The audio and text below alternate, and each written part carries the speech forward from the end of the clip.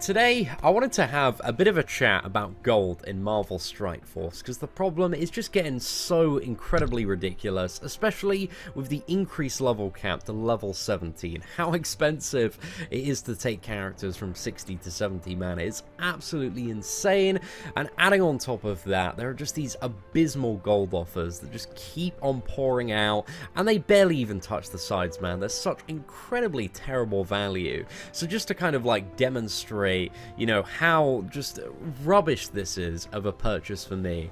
So if we have a look at this limited time sale here, this wonderful, amazing, quote-unquote, gold offer that you can buy. So it's $20, 20 US dollars if you want to buy in the US store.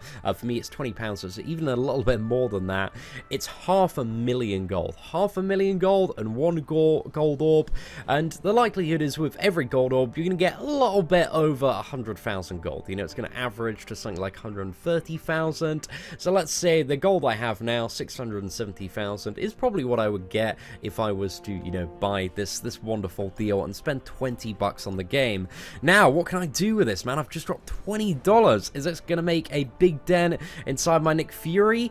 So I've currently got him at level 62. Can I upgrade him to 66? Unfortunately not. So spending $20, man, taking Nick Fury up 4 levels is 700,000 gold. Like, you know, it just instantly goes like that, $20. And you get a very, very limited satisfaction from spending something like $20, man, which is a sizable amount to chuck down, and then getting, like, you know, having it just immediately decimated and having a very, very minimal character upgrade. But the wider problem is the gold landscape, man. It's just so incredibly ridiculous. If we're talking about what a character needs gold-wise to go from, you know, a freshly pulled character all the way up to kind of a maxed out level 70 with, let's say, something like tier 10, tier 11 gear.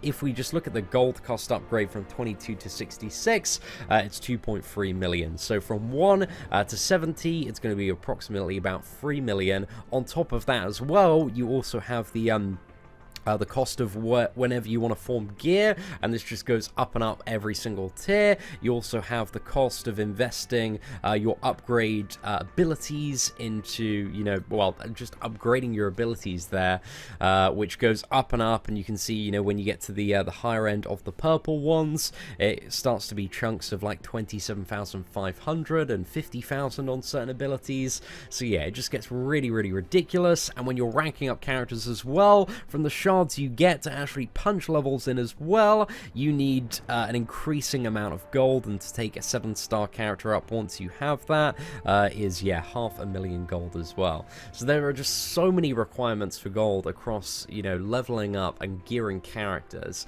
and I think the average character takes about like 5 to 6 million gold if you want to fully max it out at the moment. Granted, currently there is a roster of 81 characters within the game, so that is 400 million gold. Now, if we're looking at this wonderful offer, just for a state of a little bit of comparison there, so this wonderful offer of dropping $20, in order to get, you know, 400 million gold, which, you know, I highly suspect you need over that, because I haven't done the exact calculations on it. And again, every couple of weeks there's another new character coming in, which is going to be like another 5 million gold. And again, gold doesn't do everything, man. There are like 3 more factors in play. You've got ability materials, gear, and also character shards.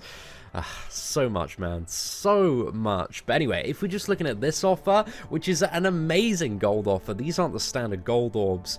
To get 400 million gold, you would need to buy this offer on average about 666 times, which is spending just over 13,000 US dollars in order just to have the gold to upgrade your characters. Again, this isn't ability materials, this isn't gear, this isn't character shards, this is just the gold. But also on top of that, there are daily quests like make supply purchases, which require you to spend gold every single day.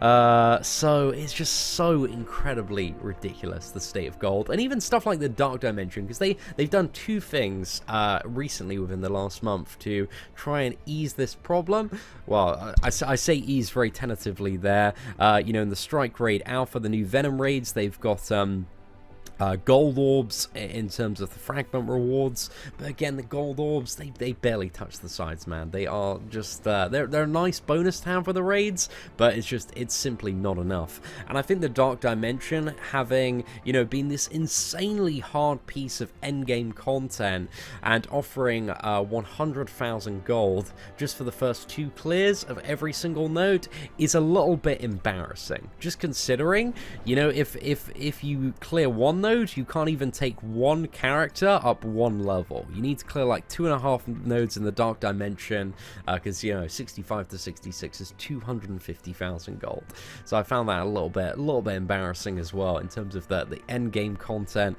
So yeah, it's just one of those things that I feel like gold is, when developers, especially free-to-play ones, make a very, very basic resource that people need to level up characters, and especially in a game where they're encouraging you to level up all of the characters to do all of the stuff. And this is very apparent even if you have a look in campaign. It's like, level up the hero characters to do this, level up the villain characters, level up the cosmic characters, level up the mystic ones, and then you know, I want to get as many teams as possible for Blitz. You want to have a certain arena setup as well. When it comes to your raids, you've got your level 65 raid, and, you know, you want different teams for different nodes and different paths. And also, if we ever look in like Strike Raid Alpha and Deadpool raids of having certain traits, it's like, you know, level up your cosmic heroes, level up your city heroes, level up your bio heroes as well.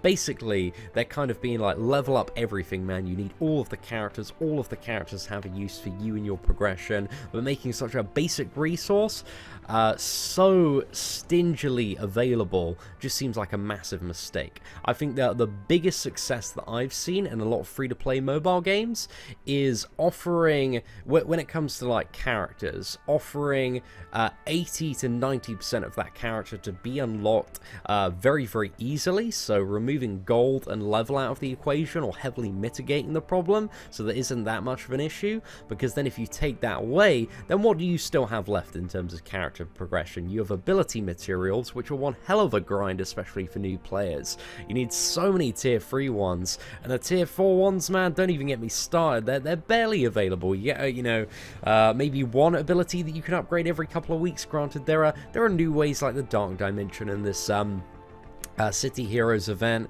but again, for every character you need something, what is it, like 800 legendary materials? And again, just as a reminder, there are like 81 characters in the game and growing, so you know, you've got plenty of whale milking potential and incentivization in ability materials alone. But then we also have an incredibly expansive system like gear as well, where people are heavily struggling for a lot of parts of epic gear as it is, mainly being those, what is it, the advanced basic catalyst parts. Those are so ridiculous to get at the moment, man. They take so long, and characters need, you know, certain characters need like 56 of them just for one very minimal piece of gear. And then that's not even getting started on legendary gear as well, man. Legendary gear, there's so much room for that. You can add as many gear tiers as you want, but I think gear tier 13 is the maximum it's going to go up to now.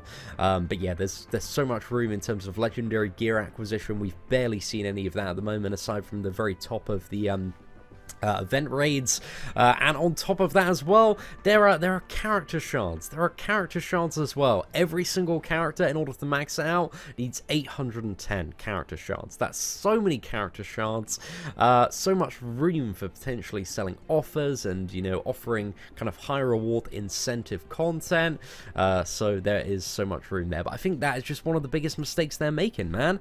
Just allow people to at least level up their characters and equip the gear and use the ability materials and use the shards, because at the moment, when it comes to a lot of new offers and new characters, I, as somebody that's a bit of a dolphin, don't feel heavily incentivized to do additional purchases, because I know that I don't have the gold in order to, you know, take that character up more ranks, more levels, and you need to be incredibly stingy with who you use your gold on. You need to make sure it's invested in the right characters, which doesn't really encourage a lot of diverse gameplay. And I'm somebody that plays this game, you know, on a reasonably hardcore basis in comparison to, I would say, about 95% of the other population. And I am struggling, man. I am struggling so bad. There are so many characters that I would love to pimp and deck out. I've got like all of the defenders that need kind of a lot of gold pouring into them, and just all of these characters further down my roster that I'd love to experiment and play around with. Kind of all the Kree minions, the shield ones, Storm, maybe some of the Hydra minions as well. But yeah, I can't really do anything or upgrade a lot of the characters just because it needs to be invested into some of the top resources there, and it shouldn't really be that way. I don't think. I feel like if you want to have an incredibly successful free-to-play model that really feels like they reward the players, then, you know, give everybody this basic resource so that they can at least kit their characters out to a certain level. And again, there is plenty to farm in terms of ability materials, gear, and character shards. There's so much depth, there's so much level to that I don't really see a huge reason to be as stingy as they are being with gold. And I think it is just demotivating a lot of players, because, you know, when you look at the amount of gold from a new player perspective, you need to get your characters up to kind of that viable level to take on the tough content. I feel like it's incredibly demoralizing there, and just how quickly your gold stash drops on a daily basis. It feels like a constant treadmill that you're running on, and you just get a really bad feeling from it. And when offers come up, like, I must admit, when the game came out, I brought an offer very similar to this, and it felt like a terrible purchase. I immediately regretted spending money on the game. And if you are having a lot of these regretful offers, you are just going to drive customers away. Like, you know, it's alright to have whale milking offers. There are plenty of ways to milk the whales, and I've kind of come to terms with that's like, you know, I've accepted that's a part of free-to-play mobile gaming, but at least give everybody else the chance to gain this basic resource and upgrade their characters to kind of like 80-90% of their maximum potential, and then you can milk the whales for that other little bit. And, you know, if you're like sitting there at the moment thinking, oh, that's a little bit skeptical, I mean, people aren't going to pay for marginal increases on their characters, mate, just have a look at some of the offers that MCOC have pumped out and look at just how incredibly effective small stuff like, you know, small fragments of like tier 5 basics and 5-star awakening gem offers every single year in Marvel Contest of Champions. For the last couple of years on Cyber Monday, they give out, they attach like a random 5-star awakening gem to the 99.99 one, and it sells like hotcakes, man. It is absolutely absurd. And I think after, what was it as well, the Super Sale Saturday actually had their best day ever in the history of Marvel Strike Force. And I don't really think, you know, I really hope to the best of my knowledge that a lot of those sales were on that $20 pack and not the Mega Orb, because the Mega Orb was terrible, and I heard a lot of people in the comment section being like, oh man, I pulled absolute crap out of that, got like 50 Spider-Man shards, completely wasted. But I did, you know, a couple of people did get lucky from the Mega Orb one, but yeah, Super Sale Saturday offers need to be ideally a little bit better. But essentially, back to my point, don't make gold a problem. I feel like you'll make significantly more money if you stop making it as much of an issue as it is at the moment. And yeah, just do some more stuff to fix it, because the stuff in place at the moment is barely touching the sides. Everything is so expensive. So yeah, sort it out, Fox. Figure it out. And yeah, thank you very much for watching. Take care and have an absolutely fantastic day.